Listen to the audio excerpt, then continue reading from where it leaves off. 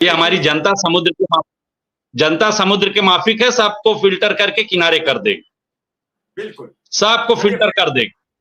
चलिए फिल्टर, लेकिन सर जी बात पूरी करिए, जल्दी बात पूरी कर दीजिए, थोड़ा समय। जी, अंतिम लाइन यही कहना चाहूंगा कि हमें संघर्ष ही करना है और हमेशा करना है, सारे जीवन करना है, करते रहना। चलिए अजय शुक्ला जी से बस मेरा सवाल है कि कैसे शिक्षा मित्र अनुदेशक का सम्मान कैसे बचेगा? शिक्षक का सम्मान बचेगा, देश मेरा महान बनेगा। शिक्षक का सम्मान नहीं होगा, देश का विकास नहीं होगा। शिक्षक के सम्मान पर सब कुछ टिका हुआ है, और आज मौजूदा सरकारें किसी भी राज्य की हो, वो सब शिक्षक को बर्बाद करने पर तुली हुई है, क्योंकि शिक्षा बर्बाद हो जाएगी, कोई किसी से सवाल नहीं करेगा, फिर 80 करोड़ नहीं 100 करोड़ लोग राशन पर खुश होंगे, तालियां पीटेंगे। कोई स्टाइफंड किसे दोगे जो लोकसभा में घोषणा हो रही है? अरे लाखों रुपया फीस भरकर एजुकेटेड कैसे होंगे बच्चे जब उसे 10,000 रुपया तनख्वाह मिलेगी? कैसे वो बच्चा ग्रेजुएशन करेगा? कैसे? माइक खोल लीजिए अजय जी। सबसे पहले हम शिव कुमार मिश्र जी और अन्य पैनलिस्टों का आज प्रथम बार हम आए हैं, स्वागत करते हैं। आपने एक अवसर दिया, एक प्लेटफॉर्म दिया जहाँ पे सारी मीडिया बिकाऊ है। सोशल मीडिया के प्लेटफॉर्म पे, इस चैनल पे हम अपनी बात कह पा रहे हैं, इसके लिए बधाई के पात्र। और यह सरकार अंतर्विरोधों की सरकार है। ये वो सरकार है कि जब इस शिक्षा मित्र का कॉन्सेप्ट आया तो भाजपा की सरकार थी, और आज के शिक्षा मंत्री रणदीप सिंह जी के पिताजी उस समय मुख्यमंत्री थे। आज उनका पुत्र बेसिक शिक्षा मंत्री। लेकिन इनको आत्मचिंतन करना चाहिए कि क्यों माहौल है कि शिक्षक, शिक्षा मित्र, अनुदेशक सारे इनके विरोध में है। इनको लगता है ऐसी क्यों आई? क्या अंतर विरोधों से घिरी सरकार है? दोनों सदनों में इसका आपने देखा भी कि दोनों सदनों में बहुमत होते हुए इतिहास में पहली बार हुआ कि एक बिल विधानसभा में पास होता है, विधान परिषद में उसको किया जाता है, प्रवर समिति के हवाले करा दिया जाता है, उसको ठंडे बस्ते में डालने का काम करते हैं। केंद्र और प्रदेश में कोई सामंजस्य नहीं है। इनका एक ही नीति है कि गुजरात मॉडल से ऐसी स्थिति बना दिया जाए जहां पैरा टीचर्स की हो, रेगुलर टीचर की भर्ती न हो, ओपीएस न देना पड़े, और एक स्थिति ऐसी बन जाए कि ये सारे की योजना भी इस संकुल स्तर, ब्लॉक स्तर पे केवल कर दिए जाए, और उद्योगपतियों को सारे इंफ्रास्ट्रक्चर जो जनता के उन पसीने से, टैक्स के पैसे से बने हैं, सौंप दिए जाए। और इनको बहाना चाहिए, तमाम इस तरह से तुगलकी आदेश लाते हैं जिनका अनुपालन संभव नहीं। ऐसी चीजें करेंगे कि छात्र का वहां पे नामांकन कम हो जाए। शिक्षकों को यह कहा जाएगा कि अब तो छात्र नहीं है तो शिक्षकों की भर्ती क्यों होगी, रोजगार छीना जाए। शिक्षा तो इस तरह से प्राइवेट सेक्टर के हवाले कर दिया जाए कि उसमें कोई गुंजाइश, सरकारी कोई व्यवस्था है जिसमें शिक्षा इनका कोई जिम्मेदारी रह जाए। तो ये है, ये गुजरात मॉडल है जो धीरे धीरे पूरे देश में लागू करना चाहते हैं। इससे हमारे पूरे समाज को सतर्क रहना होगा, नहीं तो बड़ी ऐसी स्थिति आने वाली है कि पूरे समाज में हम लोगों को केवल बदनाम करने का काम कर रहे हैं। और इनकी जो छुपा है ये पूरा शिक्षा का, शिक्षकों का, शिक्षा मित्र का, सबका ये यहाँ से उसका बिस्तर बांधना चाहते हैं और अपने धन पशुओं के, अपने व्यापारियों के हवाले इस व्यवस्था को करने का षड्यंत्र रचा गया, जिसके तय किए हैं और उसी पे चल रहे हैं। ये आने वाले समय में अगर हम सचेत नहीं हुए, अपने अधिकारों के लिए लड़े नहीं, तो ये सरकार हमें कुछ देने वाली नहीं। और का धरना होना चाहिए था, आपने उसको कोट किया, मैं भी इससे दुखी हूँ किन परिस्थितियों में टला। लेकिन आगे जो भी कार्यक्रम होगा, चाहे 6 का कार्यक्रम हो या और भी जो निर्णय होगा, कमेटी बनी है, अगर मनमाफिक रिपोर्ट नहीं आई हम लोगों के, तो फिर आंदोलन का विरोध बढ़ेगा और इस बार आर पार की लड़ाई, इस बार आर पार की लड़ाई होगी। और ये लड़ाई तब तक चलेगी जब तक पूरे अधिकार नहीं दे दिए जाएंगे, चाहे वो 27 का चुनाव हो, चाहे उसके बाद के चुनाव हो 29 का, लेकिन हम अपने अधिकारों के लिए वो उचित मौकों पर जवाब देंगे और इनको हमारी बातों को समझना पड़ेगा, मानना पड़ेगा।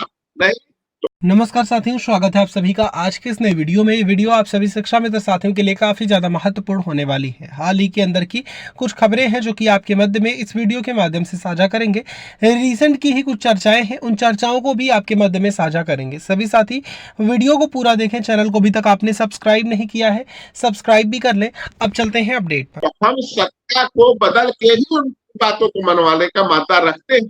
6.5-7 लाख लोगों का परिवार है, सरकार भी कह रही है 5 का ही औसत जोड़िए तो 35 लाख की संख्या, 35 लाख के बुद्धिजीवी वर्ग जिस समाज में अपनी बात को रखेगा, सत्यता को बताएगा, एक परसेप्शन बनेगा और लोग समझेंगे, उस दिन इस सरकार को हमारी बातों को सुनना पड़ेगा। बिल्कुल। और शिव कुमार मिश्रा जी और पैनलिस्टों का हमने प्रथम बार परिचय रहा, बड़ा हमारे लिए सौभाग्य की बात रही। आगे भी अवसर मिलेगा तो हम इससे जुड़ेंगे। बड़ी खुशी हुई। आप सभी लोगों को धन्यवाद। Thank you. विक्रम सिंह, एक छोटी सी बात बताओ, विनय सिंह जी के पास पहुंचेंगे।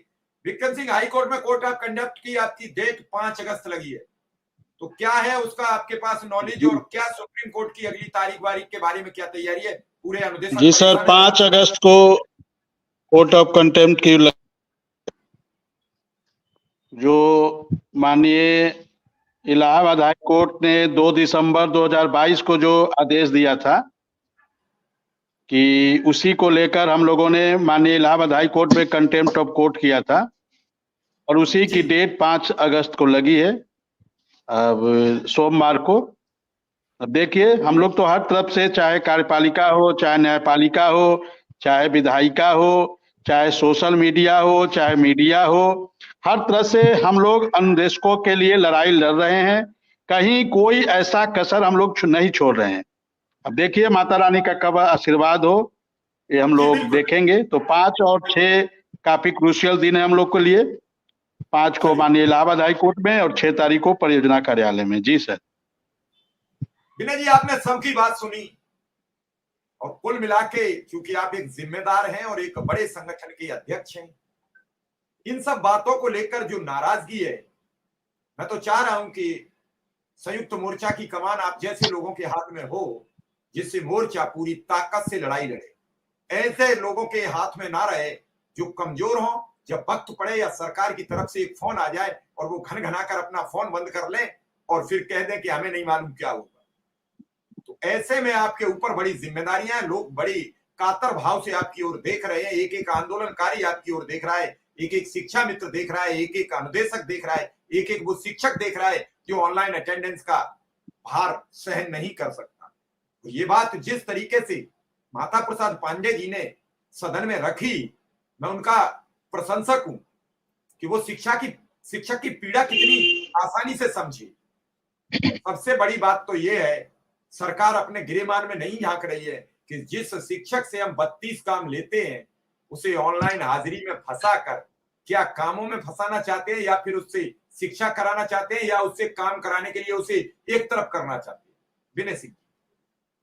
निशा जी, वास्तव में नेता प्रतिपक्ष माननीय माता प्रसाद पांडे जी बिल्कुल अलग तरीके के व्यक्ति है और उन्होंने कल कहा भी, उनकी बात मुझको जिंदगी भर नहीं भूलेगी, कि मैं नेता प्रतिपक्ष होने के नाते मैं कोई विरोध नहीं कर रहा हूं, मैं कोई दबाव नहीं डाल रहा हूं, मैं केवल उन बातों को सदन के सामने रख रहा हूं जिसपे सदन को इसके बारे में अवगत होना चाहिए। मैं उनसे अनुरोध कर रहा हूं कि अनुदेशकों के बारे में, शिक्षा मित्रों के बारे में थोड़ा सोचिए कि 10,000 रुपए मात्र पाते, 9,000 रुपए मात्र पाते, इनका क्या होगा, कैसे गुजारा। बड़ी साफ गोई सुनो, एक एक बात रखी, ऑनलाइन अटेंडेंस की बात रखी और जो ड्रेस का पैसा था उसकी बात रखी। वास्तव में उन्होंने जो हम लोग की पीड़ा थी काफी कुछ सदन में नेता प्रतिपक्ष होने के नाते रखी। एक बात में विक्रम जी ने जो एक विनय सिंह जी, अब तक ऐसा रहा है सरकार से पहले 2014 से पहले अगर नेता प्रतिपक्ष ने सदन में बयान दे दिया किसी मुद्दे को, आप भी शिक्षक हैं, पढ़े लिखे हैं, लखनऊ में रहते हैं, और मुझे लग रहा है कि जो आपका बैकग्राउंड है उस हिसाब से राजनीतिक माहौल में घिसे पिटे है, तो कभी भी मुख्यमंत्री ने उस मुद्दे को चाहे थोड़ा छुआ हो लेकिन उस पर संज्ञान लिया। क्या इस बार ऐसा लग रहा है कि सरकार संज्ञान लेगी? इस सवाल को बाद में आप अपने में इसी में जोड़ लीजिए। नहीं नहीं, बिल्कुल आप जो बात कह रहे हैं बिल्कुल सही कह रहे हैं।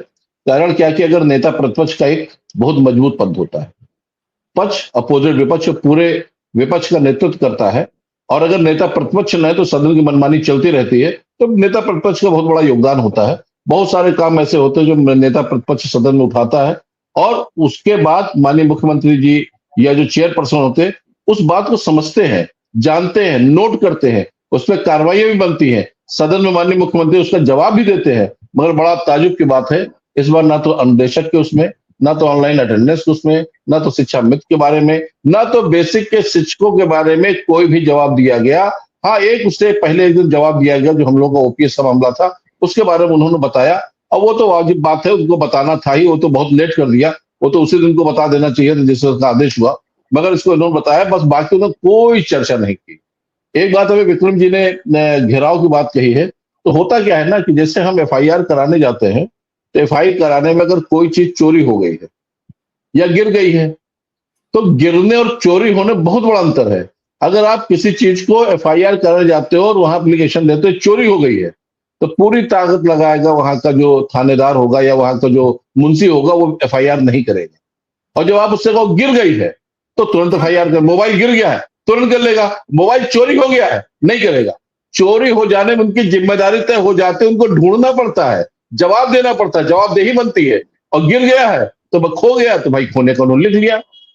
तो इसमें क्या है कि विक्रम जी ने जो एक नोटिस दिया उसमें घेराव शब्द है, प्रदर्शन और घेराव दोनों जस्ट अपोजिट शब्द हैं। जब घेराव की बात कही और वहां पे मामला पहुंचा, तो घेराव का मतलब मिश्रा जी आप समझिए कि चारों तरफ से कवर्ड कर देना है, जो अंदर वो अंदर, जो बाहर वो बाहर। तो जब तक हम नहीं हटेंगे तब तक आप अंदर ही रहो, अंदर ही आपका सारा खाना पीना नाश्ता पानी सब अंदर ही होना, बाहर नहीं निकलना। ये होता है घेराव। इसीलिए इनकी नोटिस जाने पे जहां घेराव शब्द आया इनके विषय में, तत्काल संज्ञान लिया गया और इनके ऊपर दबाव पड़ना शुरू हो गया। अब इस दबाव को विक्रम जी को किसी भी कीमत पे झेलना है, और उसके लिए हम लोग आपके साथ खड़े हैं। हमारा S4 की टीम खड़ी है, हमारे PSPSA की टीम खड़ी है, मनोज राय जी हैं, बाकी जितने पैनलिस्ट हैं, वो बहन जी जुड़ी है शिक्षा मित्र, वो भी साथ में है, वो तो एक दिन पहले आ जाए कह रही थी आपसे।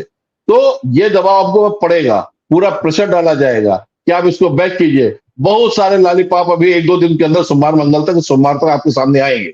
इसको कैसे करना है वो विक्रम जी बहुत अच्छी तरह जानते हैं, और पुराने वो हैं, इनको एक एक चीज मालूम है, कहाँ आश्वासन देना, कहाँ वो करना है। बाकी हम लोग अपना चर्चा करेंगे। एक बात अभी और आई, खुलेआम नकल और सपुस्तक प्रणाली। मिश्रा जी, सपुस्तक प्रणाली के बारे में लोग कहते हैं, मैंने जो उसके बारे में बहुत अनुभव के बाद मैं बता रहा हूं, जहां सपुस्तक प्रणाली की बात कही गई, अगर इसकी गहराई पर आप जाइए